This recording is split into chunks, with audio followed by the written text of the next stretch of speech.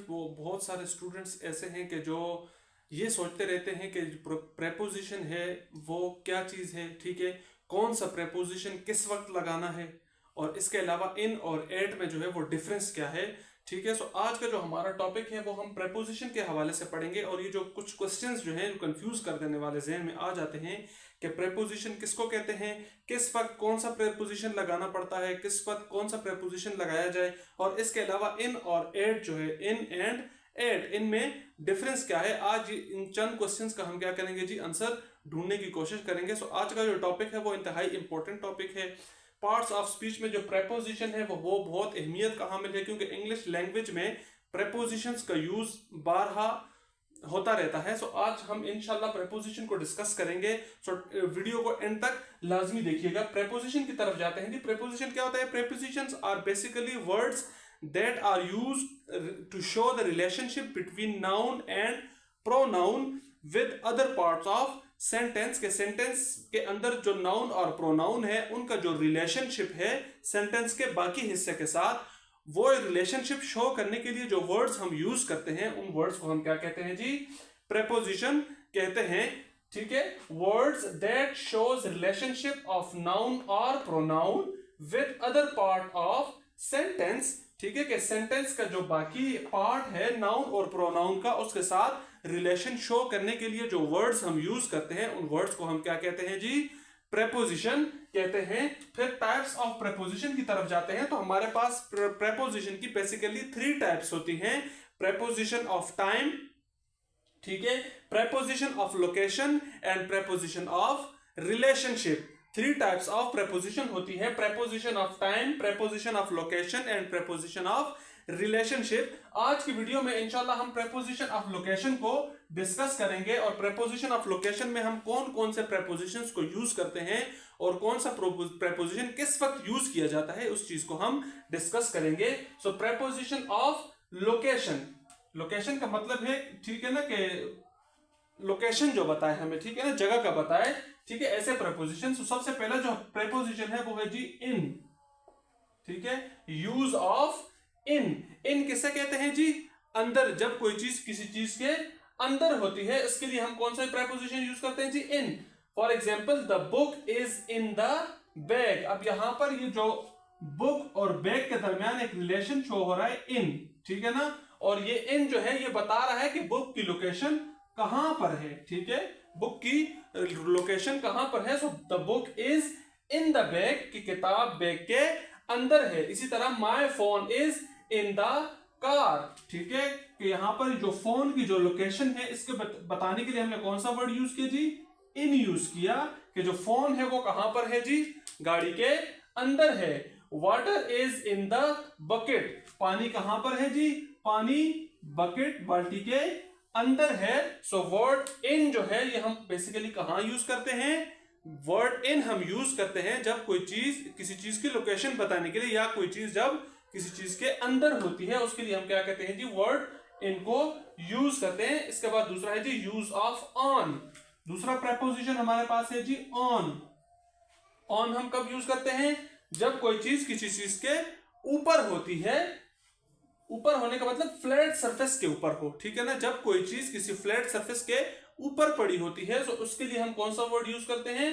Preposition on use किया जाता है। For example, laptop is on the table. Laptop कहां पर पड़ा हुआ है जी? ऑन द टेबल, ठीक है, लोकेशन क्या है जी? टेबल के ऊपर पड़ा हुआ है। सो टेबल चूंकि एक फ्लैट सरफेस है, ठीक है, तो इसके लिए हमने कौन सा प्रेपोजिशन यूज किया?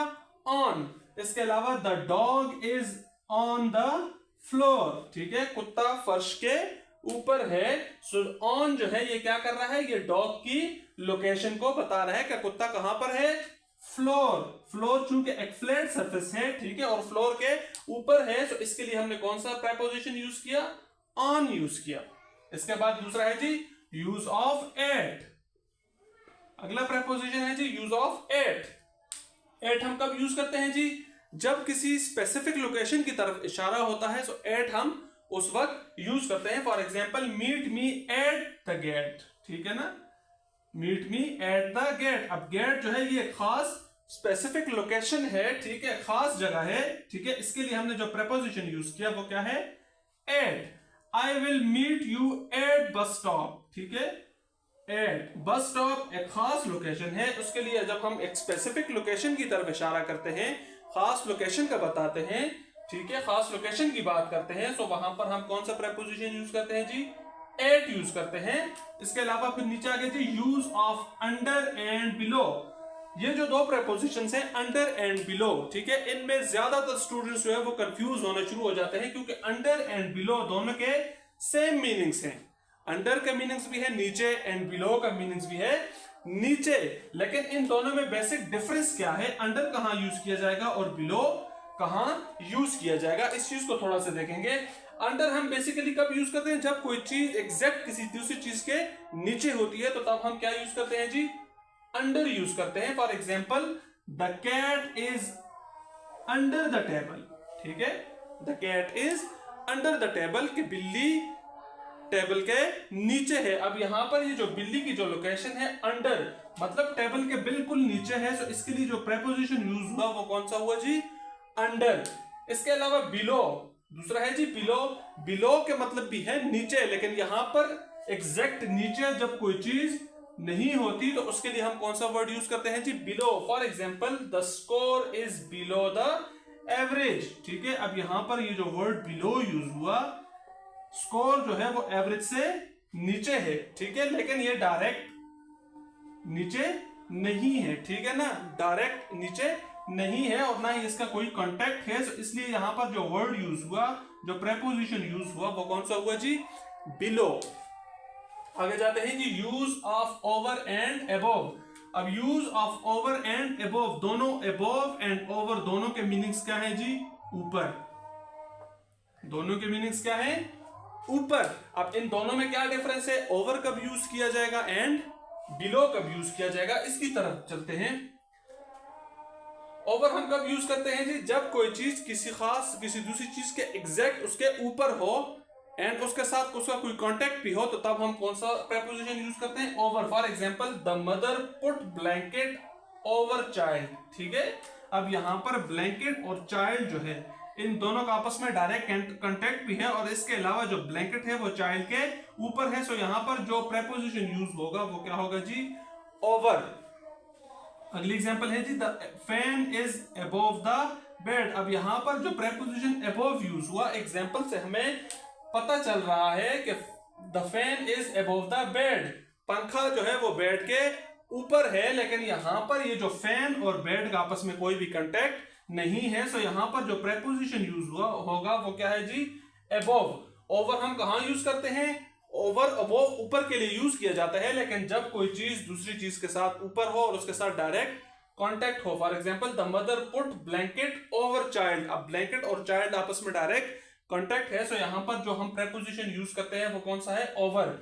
अबोव कहां यूज किया जाता है, वो भी ऊपर के लिए यूज किया जाता है, लेकिन यहां पर जो दो चीजें हैं उनका आपस में डायरेक्ट कोई भी कांटेक्ट नहीं होता। For example the fan is above the bed, ठीक है, पंखा जो है, पंखा और बेड इनका इसका डायरेक्ट कोई भी कांटेक्ट आपस में नहीं है, सो यहां पर जो प्रेपोजिशन यूज हुआ वो क्या हुआ जी, अबोव। स्टूडेंट्स उम्मीद करता हूं कि जो आज के जो हमने प्रेपोजिशंस पढ़े, use of in, on, at, under and above, over and above, ठीक है ना, these are the preposition of location. So locations के लिहाज से ये जो प्रेपोजिशंस है ये हमने कहां पर यूज करना है, कौन सा प्रेपोजिशन कौन सी जगह पर यूज किया जाता है। उम्मीद करता हूं कि आपकी कुछ जो मिसअंडरस्टैंडिंग है वो हल हो चुकी होगी। सो टॉपिक के लिहाज से कोई भी क्वेश्चन हो सो कमेंट्स में लाजमी पूछिएगा। वीडियो अगर अच्छी लगे तो वीडियो को लाइक करें और वीडियो को शेयर करें। इंशाल्लाह मिलते हैं नेक्स्ट टॉपिक में, जिसमें हम preposition of relationship and preposition of time के हवाले से डिस्कस करेंगे, और प्रेपोजिशन ऑफ लोकेशन और प्रेपोजिशन ऑफ टाइम और प्रेपोजिशन ऑफ रिलेशनशिप में जो प्रेपोजिशंस जो वर्ड्स यूज होते हैं उनके यूजेस कहां पर कौन सा वर्ड यूज करना है उनको हम डिस्कस करेंगे। मिलते हैं इंशाल्लाह नेक्स्ट वीडियो में, तब तक के लिए अल्लाह हाफिज।